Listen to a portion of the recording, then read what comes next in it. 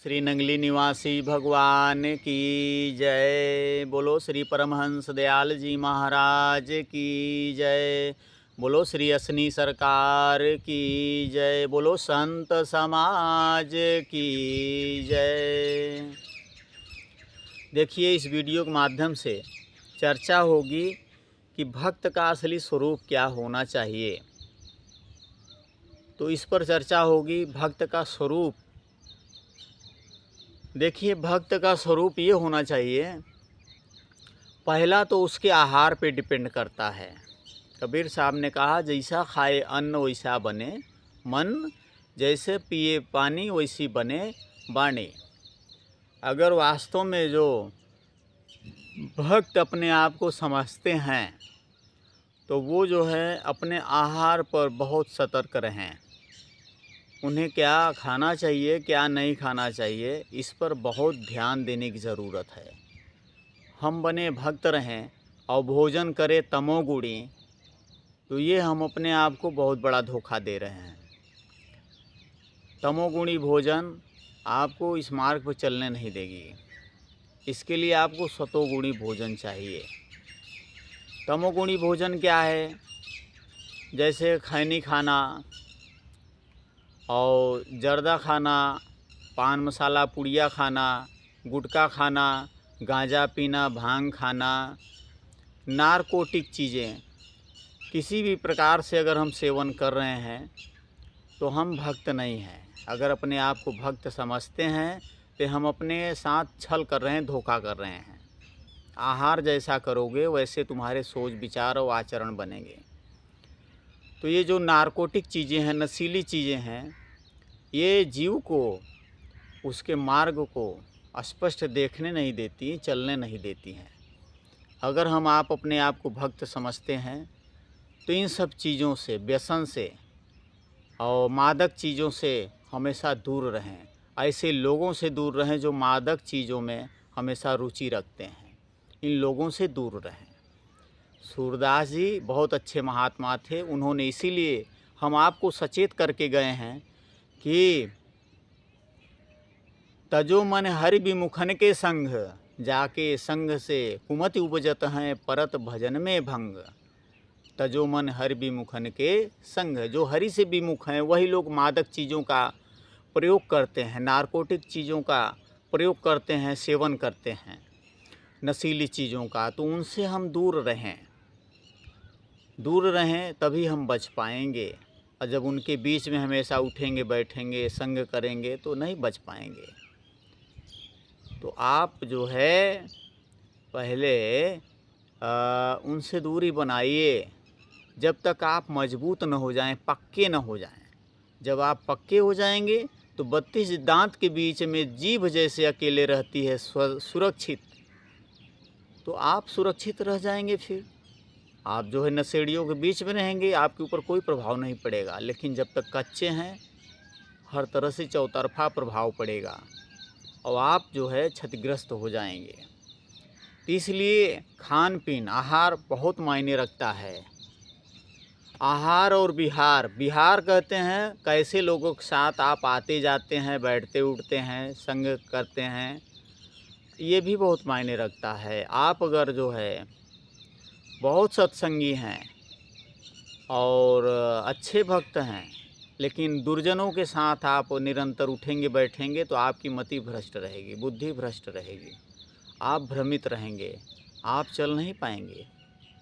तो इसलिए निगुरों का साथ जो है एक गुरुमुख को सतर्क होके करना चाहिए। और निगुरा, एक वीडियो में कमेंट आया था कि आप जो है निगुरा को ऐसा क्यों बोलते हैं। तो अगर आपको कष्ट हो रहा है तो ये आपकी अज्ञानता के कारण कष्ट हो रहा है। आप जब गुरुमुख हो जाएंगे, ज्ञान मार्ग पे खड़े हो जाएंगे, तो आपको फिर ये बात चोट नहीं पहुंचाएगी। आपको वास्तव में जो है तब सही चीज़ का बोध होगा। जैसे एक बालक को फोड़ा हुआ है और उसमें मवाद भरा है और बहुत दर्द कर रहा है, बच्चा तड़प रहा है अब उसको ले जाते हैं डॉक्टर के पास, कहते हैं डॉक्टर साहब इसका निदान करिए। डॉक्टर कहते हैं इसको चीरना पड़ेगा, ऑपरेट करना पड़ेगा, इसकी मवाद बाहर करनी पड़ेगी, तभी इसकी पीड़ा शांत होगी।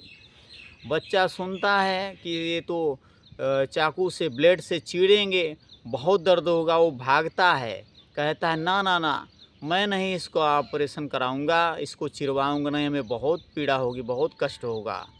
लेकिन डॉक्टर समझाता है घर वालों को, इसको पकड़ो ज़ोर से, हम इसका चीरा लगा के जो है मवाद बाहर कर देते हैं, और जब तक मवाद बाहर नहीं होगा इसको आराम नहीं मिलेगा। तो घर वालों को बात समझ में आ जाती है, तो वो उसको पकड़ते हैं मजबूती से और चीरा लगवाते हैं, मवाद को बाहर कराते हैं।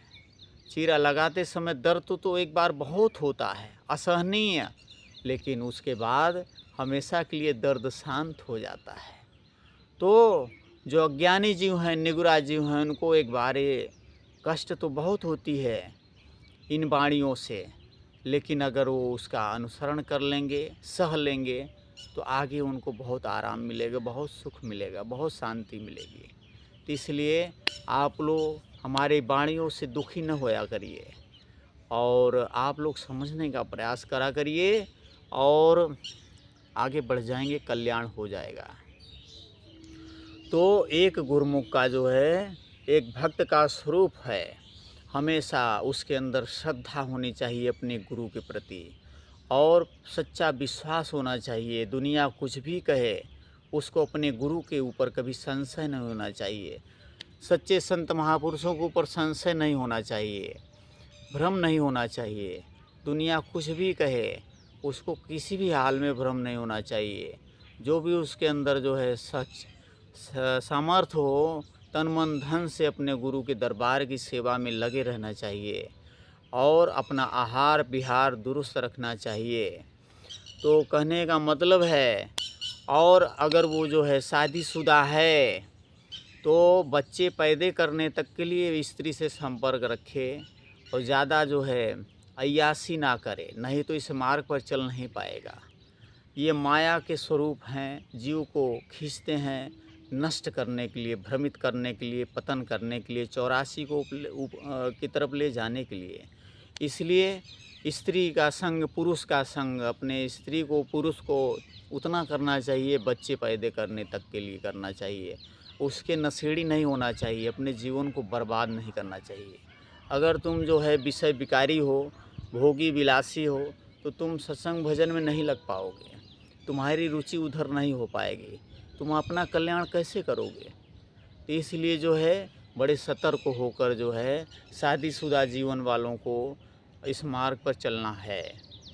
आकर्षण जीव को पतन का मार्ग है, आकर्षण में न फंसो, अपने जो है भजन को मजबूती से पकड़े रहोगे तो हर जगह बचते रहोगे। और अगर भजन को मजबूती से नहीं पकड़ोगे दाहिने हाथ से, तो हर जगह गिरते चले जाओगे, तुम्हारा पतन हो जाएगा। तो इसलिए जो है आहार विहार और संग, ये बहुत ही सतर्कता से करने की ज़रूरत है। तो भक्त का स्वरूप होना चाहिए कि वो हर जगह सतर्क रहे और सावधानी से जीना सीखे। रात हो, दिन हो, सुबह हो, शाम हो, हर क्षण, घर हो, बाहर हो, हर जगह सतर्क रहे वो। जब वो सतर्क रहेगा, ज्ञान की रोशनी में रहेगा, तो कहीं वो धोखा नहीं खाने पाएगा। हर जगह जो है वो सुरक्षित रहेगा। गुरु महाराज जी कहते हैं, अगर तुम होश में रहो, भजन में रहो, तो हर जगह हम तुम्हारी रक्षा करेंगे। मेरे अंग संग सतगुरु सतगुरु सारे बोलो सतगुरु जी को बीच हृदय बसाना, ज्योत प्रेम वाली जागे सारे बोलो सतगुरु जी। तो एक भक्त का स्वरूप अपने गुरु के प्रति एकदम समर्पित भाव से होना चाहिए, तभी वो आगे बढ़ता है। और जब तक समर्पित नहीं होगा तब तक उसे कुछ नहीं मिलेगा, आगे बढ़ नहीं पाएगा। समर्पण ही आगे बढ़ने की असली दवा है। जब तक समर्पण भाव नहीं रहेगा तन मन धन से, तब तक आगे बढ़ नहीं पाओगे। जीवन भर तुम जो है गाना गाते रहो, जीवन भर तुम जो है ये कहते रहो कि हम इतने 20 साल से गुरुमुख हैं, 50 साल से गुरुमुख है, कुछ नहीं होने वाला है। जब तक हमारे अंदर मन कर्म वचन से समर्पण का भाव नहीं आएगा अपने गुरु के प्रति, तब तक हम कुछ नहीं कर पाएंगे। इसीलिए कहते हैं मिटाई हस्ती जिन्होंने अपनी ध्वजा उन्हीं की खड़ी रही, हर सुमिरन में रहते हरदम सूरत शब्द में चढ़ी रही।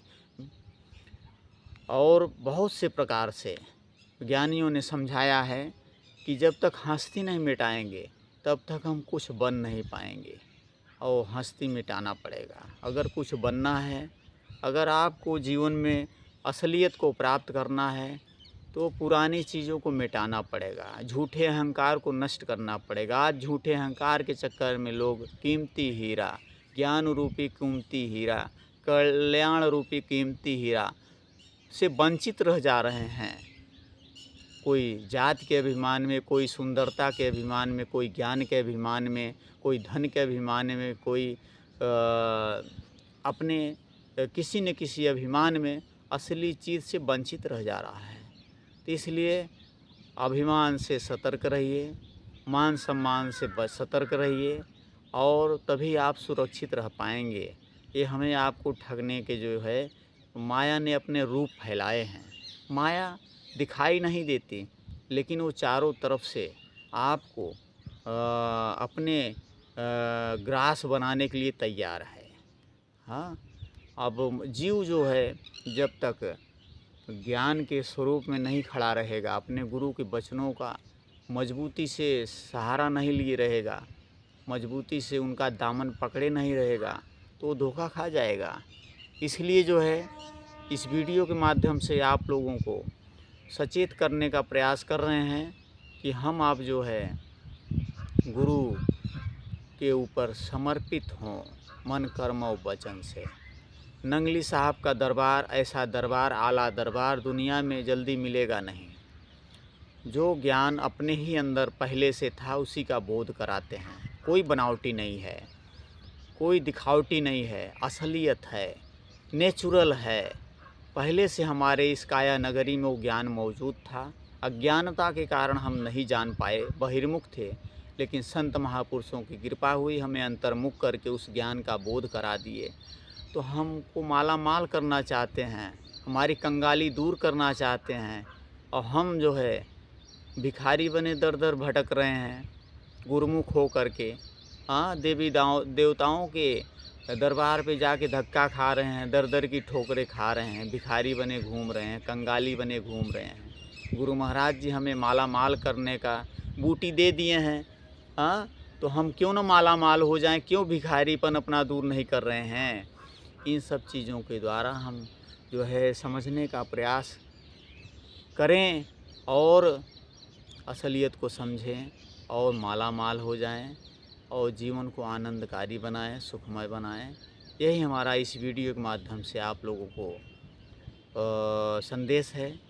तो निश्चित है आप लोगों को ये वीडियो अच्छा लगेगा। जैसा भी हो आप लोग कमेंट बॉक्स में ज़रूर जो है लिखिएगा, और इस वीडियो को ज़्यादा से ज़्यादा शेयर करिएगा और सब्सक्राइब करिएगा, लाइक करिएगा। बोलो श्री सद्गुरुदेव भगवान की जय।